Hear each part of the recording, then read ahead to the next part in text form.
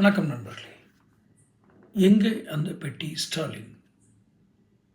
இந்த பெட்டி அவர் 2021 தேர்தலில் ஒவ்வொரு தேர்தல் பிரச்சாரத்தின் போது மேடையில் ஒரு பெட்டி வைத்திருந்தார். அந்த பெட்டியில் உங்களுடைய மனுக்களை நீங்கள் அந்த பெட்டிக்குள் போடுங்கள்.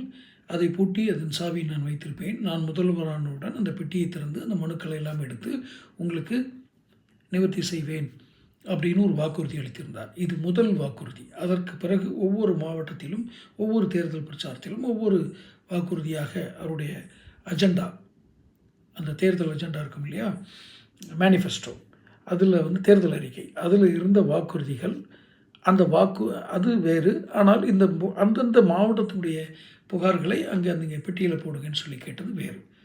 இப்போ அந்த பெட்டி எங்கே?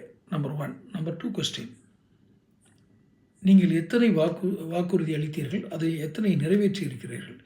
நிறைவேற்றாத வாக்குறுதிகளோடு நீங்கள் எப்படி மக்களை சந்திப்பீர்கள் 2026 தேர்தலுக்கு? என்னென்ன வாக்குறுதிகள்லாம் அவர் நிறைவேற்ற மறந்தார்? தொடர்ந்து நம்ம சேனலை பற்றிய வீடியோக்கள் வெளியிட இருக்குது. சப்ஸ்கிரைப் பண்ணுங்கள், நோட்டிஃபிகேஷன் பில் பதிவு பண்ணுங்கள். அப்போ தான் உங்களுக்கு வீடியோக்கள் வந்து சேரும். முதல்வர் மறந்த வாக்குறுதிகள் என்ன?